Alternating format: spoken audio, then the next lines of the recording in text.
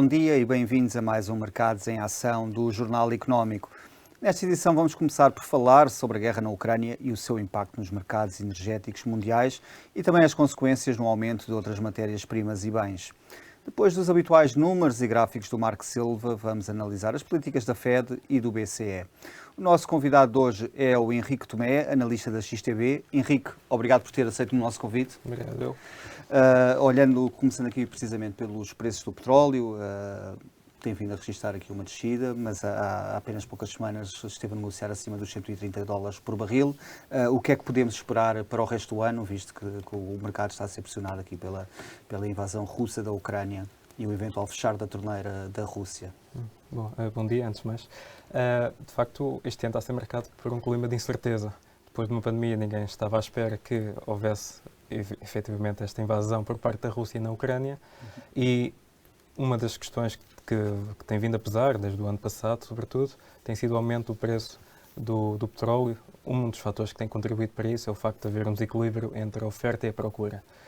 A situação na Ucrânia acabou por agravar ainda mais a situação. Temos visto os preços do petróleo a subirem de forma substancialmente, tanto na cotação do Brent como no crudo. E esta situação, e ultimamente temos assistido a muita volatilidade no mercado, dado aos desenvolvimentos ou a falta deles em torno das negociações entre a Ucrânia e a Rússia. E também com o facto de que cada vez mais os países ocidentais estão a aumentar as sanções ao próprio país russo.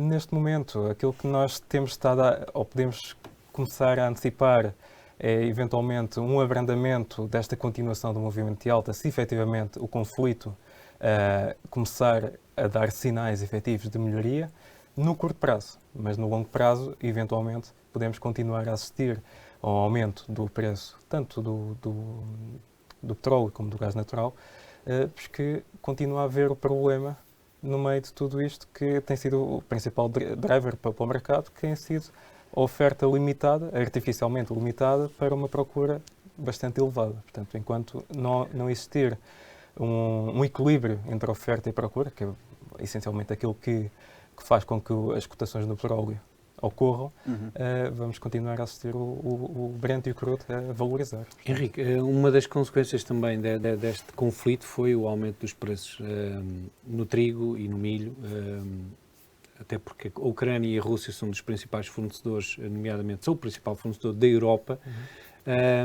e houve uma subida substancial, até mais em termos percentuais do que no crudo. Isto terá um impacto, e já tem um impacto direto, nos bens alimentares. É algo para continuar, até porque não existem aqui grandes alternativas, ou vês a situação consolidar um bocadinho mais em baixa, como referiste em relação ao Brent? De facto, a Ucrânia é vista como o celeiro da Europa, e isso fez com que a guerra na Ucrânia fez com que não só o preço dos produtos energéticos, mas também os produtos agrícolas acabassem por valorizar muito. Efetivamente, e dado que há regiões na Ucrânia onde estão destruídas devido à guerra, irá prejudicar naturalmente também as culturas de trigo e tudo mais. Por isso, a longo prazo pode-se esperar alguma continuação do movimento de alta nos preços, seja do trigo, seja de outras matérias-primas. No entanto, é também aqui importante notar que, lá está, se efetivamente começarmos a verificar, e recentemente surgiram notícias de que Putin tinha aceito encontrar pessoalmente com Zelensky para avançarem com as negociações, portanto, os mercados reagem no curto prazo e por isso pode haver aí a possibilidade de haver um recuo. No entanto, a longo prazo, a situação parece um pouco semelhante com o do petróleo, portanto, dado as circunstâncias. Talvez com uma nuance, é que o petróleo costuma-se dizer que metendo dinheiro consegue-se mais produção, quase instantaneamente, não é bem assim, mas quase. Enquanto nas matérias-primas alimentares ou nos bens alimentares já é um pouco diferente, não podemos plantar trigo de um mês para o outro, nem milho, não é? Sim, sem dúvida. Aliás, por isso é que eu disse há pouco que a oferta neste momento é limitada artificialmente, porque a OPEC não quer aumentar, ou pelos motivos que enumeraram, não quer aumentar a produção e isso está a criar um desequilíbrio. No lado dos produtos agrícolas, a situação já é bem diferente e não há essa possibilidade, portanto, pode-se prolongar para para um espaço temporal mais longo do que a situação no petróleo.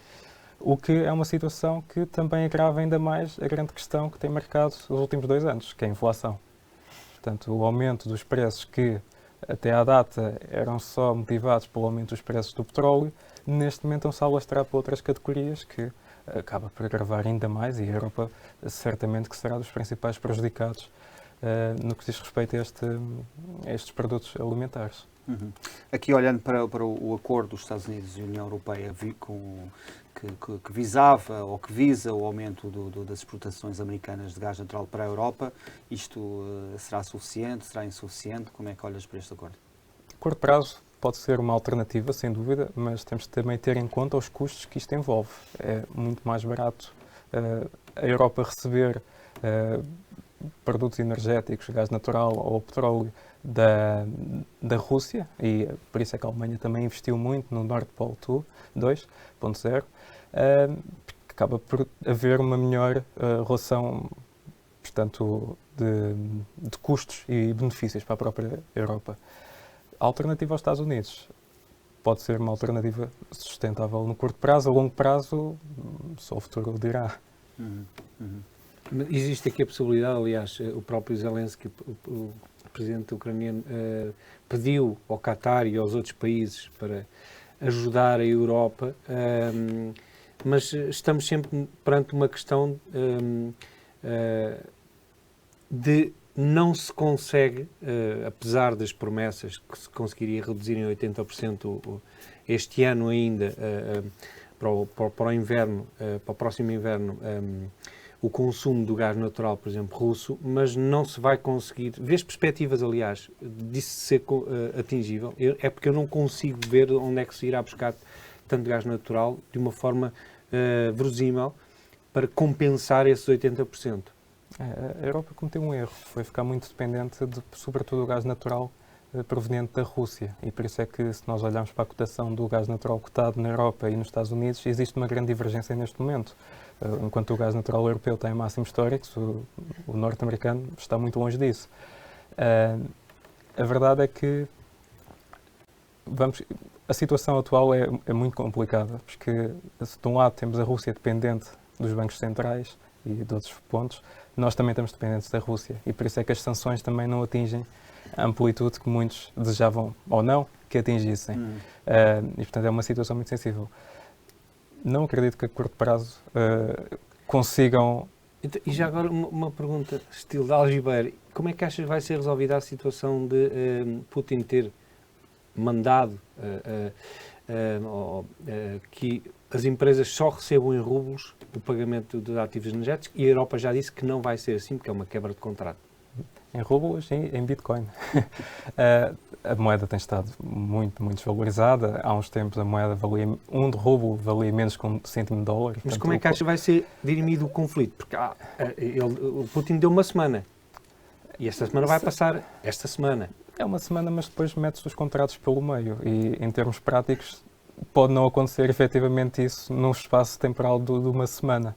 A decisão acaba por, a meu ver, por passar muito para atenuar o facto da moeda estar tão desvalorizada e há necessidade.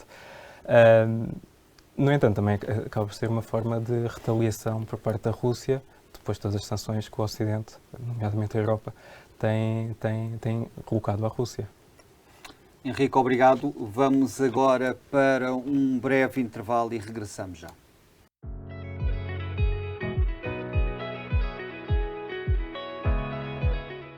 Bem-vindos de volta. Voltaremos já à conversa com o Henrique Tomé da XTB, mas antes disso vamos aos gráficos da semana com o Marco Silva, onde vai analisar o Brent, o Iene, o S&P 500 e também a dívida norte-americana a 20 anos. Marco, o que é que reservas para nós? Obrigado, André.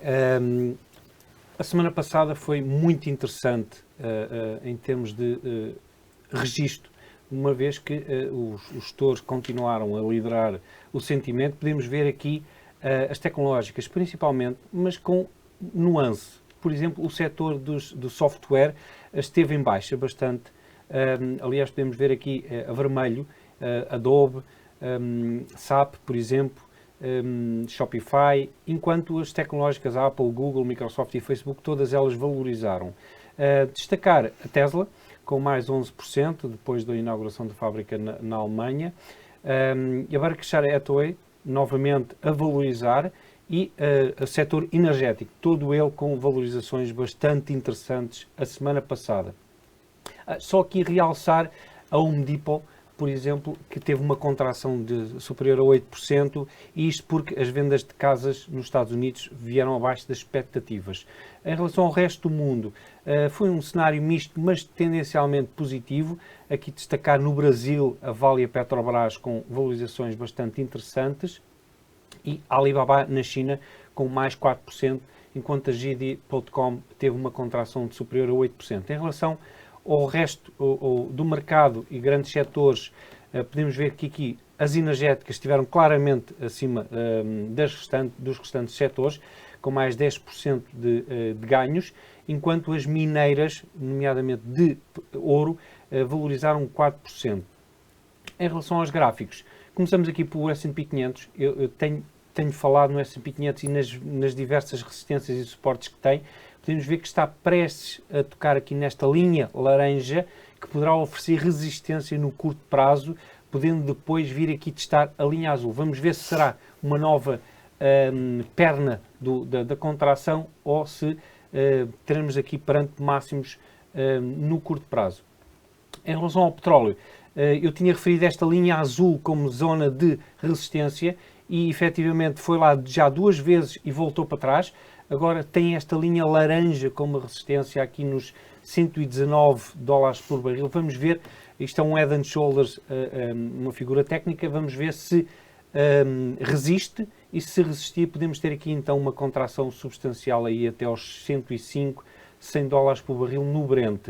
Em relação à dívida norte-americana, este é um gráfico da dívida de longo prazo, mais de 20 anos, e podemos ver aqui desde o início do ano claramente um canal descendente. Isto significa que quando as obrigações descem, significa que os juros estão a subir. E portanto podemos ver desde o início do ano a tendência é muito clara e não há aqui ainda perspectivas de que possa abrandar. Portanto, os juros poderão ainda subir um pouco mais. Por fim, aqui o dólar-iene, que podemos ver que depois de ter estado aqui 3 ou 4 meses a consolidar lateralmente no final do ano passado, assim que houve a incursão militar da Rússia na Ucrânia, disparou aqui a valorização do dólar em relação ao iene, por uma razão muito simples, é que o Japão tem uma grave dependência em termos energéticos e, portanto, a subida do preço do Brent, principalmente, vai agravar as trocas comerciais, e é por isso que a moeda nipónica, que costuma ser até um ativo refúgio, está a desvalorizar em relação ao dólar. E é tudo, André. Marco, obrigado. Vamos, Henrique, agora regressando aqui à nossa conversa. Henrique, vamos agora aqui olhar para as criptomoedas. No último mês, a Bitcoin e a Ethereum registraram subidas acima de 9%. Isto está relacionado com a invasão russa da Ucrânia e a procura por ativos de refúgio? Está relacionado com outras questões? Qual é que é a tua análise? Eu diria que o mercado de criptomoedas engloba-se no mercado, na classe de ativos de risco. Ver a Bitcoin como um ativo de refúgio, mesmo que se acredite, é olhar para o gráfico e ver-se que não está a funcionar. Portanto, houve uma grande volatilidade. Sim. Subiu após o início da invasão, depois desceu. Exato. No entanto, diria que o mercado dos criptoativos tem-se comportado de forma bastante positiva, independentemente das quedas que registaram. O facto de Ethereum estar a cerca de 30% a 40% dos máximos históricos, Bitcoin também de forma muito semelhante, mas se compararmos com as equities, diria que, dado que o mercado de criptomoedas é muito mais volátil do que os mercados tradicionais, tem tido um comportamento melhor. Por outro lado, acho que no meio de tudo isto, no meio do clima de guerra, acaba por abrir espaço para uma maior aceitação de criptomoedas. Temos assistido aos oligarcas russos a fugirem muito das sanções através de criptomoedas, seja Bitcoin, portanto, utilizando o sistema blockchain para atenuar parte das sanções, e a própria Ucrânia, por exemplo, tem vindo também a aceitar doações através de criptomoedas. Portanto, de facto, a guerra tem vindo a criar aqui uma maior aceitação e não é por acaso também temos vindo aqui a assistir a uma maior necessidade por parte dos bancos centrais em avançar com a regulamentação. Aliás, esta semana diz-se que o Banco Central no Reino Unido vai já, portanto, propor alguma forma de regular este mercado. Na semana passada, Powell também tinha falado sobre o mercado dos criptoativos. Não disse que era bom, não disse que era mau, mas também não disse que era mau.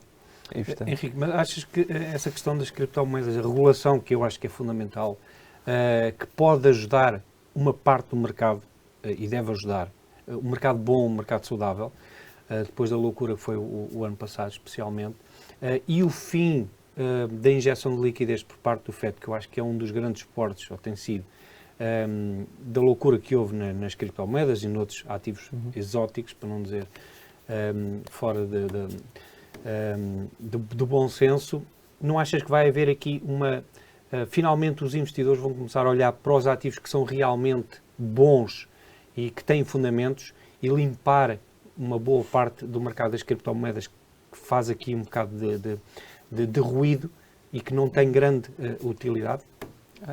É curioso, eu vejo este cenário de uma forma um pouco diferente. Eu acho que a regulação acaba por ser positivo. Não, isso eu acho que também sim. Sim, mas no sentido em que o mercado de criptomoedas é muito volátil, ou seja, não se adequa para qualquer perfil de investidor. Os conservadores estão completamente fora deste mercado.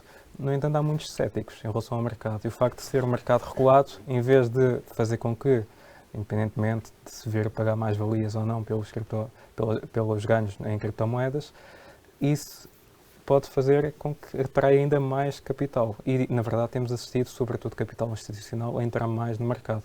Por isso, eu diria que a regulação é fundamental e pode também aumentar ainda mais. Mas achas que poderá haver uma seleção dentro do mercado? Eventualmente, até porque este mercado acaba por ter 12 anos, 13 anos, e há pessoas que estão já inseridas neste mercado há muito tempo. Eventualmente o que vamos assistir é uma transição de alguns players mais antigos a liquidar parte dos seus ganhos e alocar o seu capital para outros tipos de investimentos, mas eu acho que vamos assistir muito mais à entrada de novo capital do que propriamente à saída. Dentro dos ativos de refúgio, o ouro tem sido procurado? Como é que tem estado aqui a comportar-se nas últimas semanas? Sim, o ouro, sendo um ativo de refúgio, tende sempre a ter um bom desempenho em períodos de incerteza. E com a escalada do conflito, o ouro tem sido um dos principais beneficiados com tudo isto. No entanto, lá está, um pouco semelhante também ao excesso de avaliação que temos assistido a algumas matérias-primas, à medida que o conflito se vai a caminho da resolução, é expectável que o ouro também venha a desvalorizar. Outro ponto que pode pesar também na valorização do ouro é o facto das políticas monetárias conduzidas pela FED apoiarem também um dólar mais forte. Ora, se tivermos um dólar mais forte, em princípio o ouro também poderá ficar mais fragilizado. Portanto, diria que depende muito, claro, do conflito, mas o ouro pode estar exposto a correções um pouco mais acentuadas. E houve aqui outros ativos de refúgio que também valorizaram com esta invasão da Ucrânia? Sim, temos tido também, não sendo o dólar um ativo de refúgio, mas temos o dólar a valorizar muito, um comportamento um pouco semelhante àquilo que aconteceu na altura da pandemia, onde assistimos numa primeira fase o dólar a valorizar muito e depois, por outro lado, a cair bastante. Temos estado na fase em que o dólar tem estado a desvalorizar. Eu não diria, no mercado cambial, não sei até que ponto é que o destaque não vai mais para o euro, porque o euro tem estado muito fragilizado e devido a todas as tensões, para não falar do rublo, como é óbvio, mas o euro de facto tem tido um desempenho muito fraco e o iene também. O iene é a principal moeda a registrar o pior desempenho neste momento ao longo deste ano. Henrique, obrigado. Vamos agora para um breve intervalo de novo. Até já.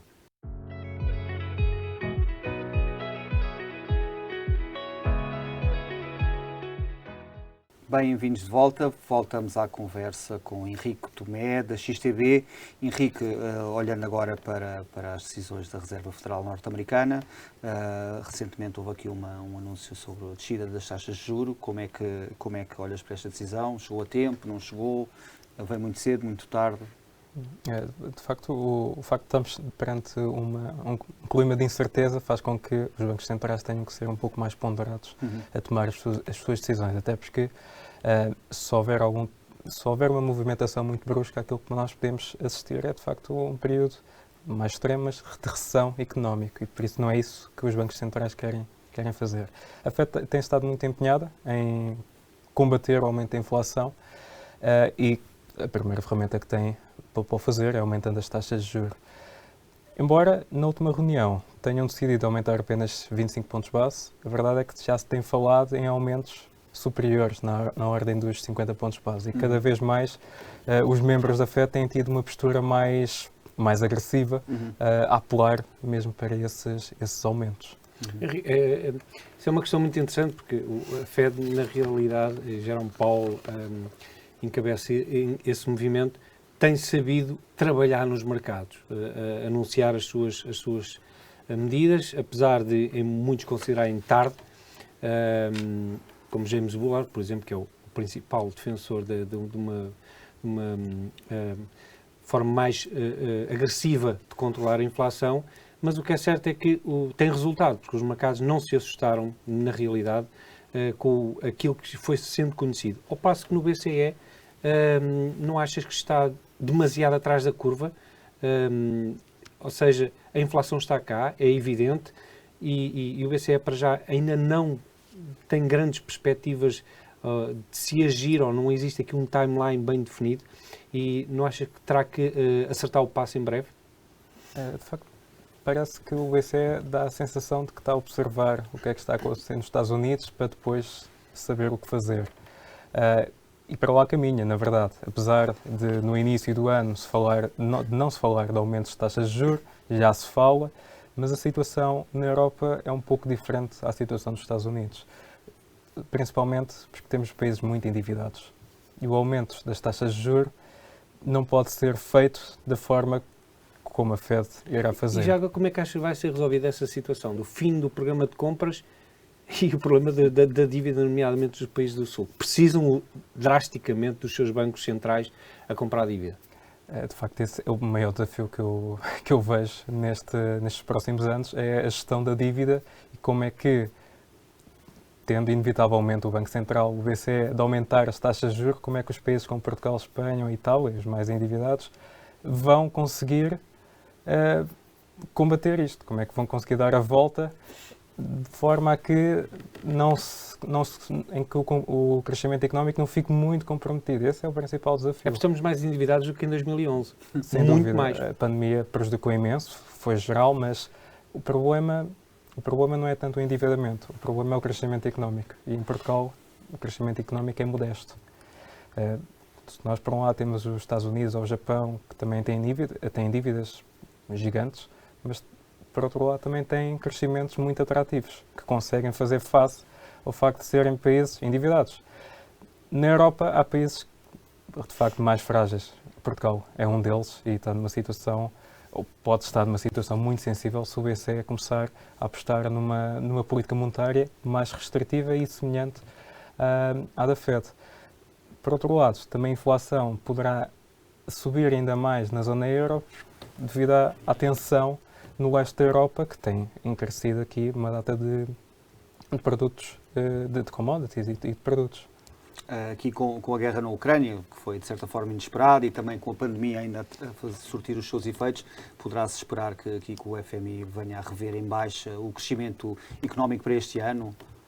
Sim, possivelmente, e nós já vimos previsões há relativamente pouco tempo do Banco de Portugal sobre a economia portuguesa, que foram revistas em baixa, como já se seria de esperar, e pode acontecer de facto isso na zona euro. Agora, coloca-se aqui, diria, duas questões, pelo menos, que é quanto tempo mais é que a guerra irá durar, e outra que está a passar para segundo plano, mas ainda afeta os mercados, que é a situação da pandemia. Ora, nós há relativamente pouco tempo, aliás, no início desta semana, vimos o petróleo abrir com um gap, com uma queda de 3, 4%, motivados com as novas medidas de confinamento que a China está a adotar novamente, e a China é um grande, para além de ser produtor, mas ser consumidor do próprio petróleo. Portanto, a pandemia embora tenha passado um pouco para segundo plano, devido também à situação da guerra, continua a ser um fator que pode condicionar. E, portanto, esses 2 pontos acho que são os maiores desafios deste ano. Henrique, muito obrigado por teres aceito o nosso convite. Obrigado. Obrigado. Vamos agora passar para os números da semana e vamos olhar para o número que é 15, referente aos 15 mil milhões de metros cúbicos de gás natural, isto que os Estados Unidos vão exportar adicionalmente para a União Europeia este ano. O acordo foi alcançado na semana passada em Bruxelas por Joe Biden e Ursula von der Leyen. A grande questão agora é se será suficiente para substituir aqui o gás russo, que é o grande motivo deste acordo. Marco, o que é que vais agora abordar? A personalidade da semana? A personalidade da semana é Joe Biden, exatamente pela vinda à Europa, que é mais uma questão de sinal, de uma afirmação de que está com os seus parceiros europeus. As questões do gás natural e outras são importantes também, mas o facto de ele ter vindo à Europa e ter ido à Polónia é muito significativo, no sentido de dar uma imagem de união e de coesão perante possíveis sinais que possam haver entre os membros da União Europeia, que já é bastante habitual nos últimos anos, e foi claramente aquilo que era necessário por parte do Presidente dos Estados Unidos nesta altura. Não irá resolver o problema energético, mas foi bastante importante e também teve impacto nos mercados. Obrigado, Marco. Este foi mais um Mercados em Ação. Obrigado por ter assistido. Boa semana e bons negócios.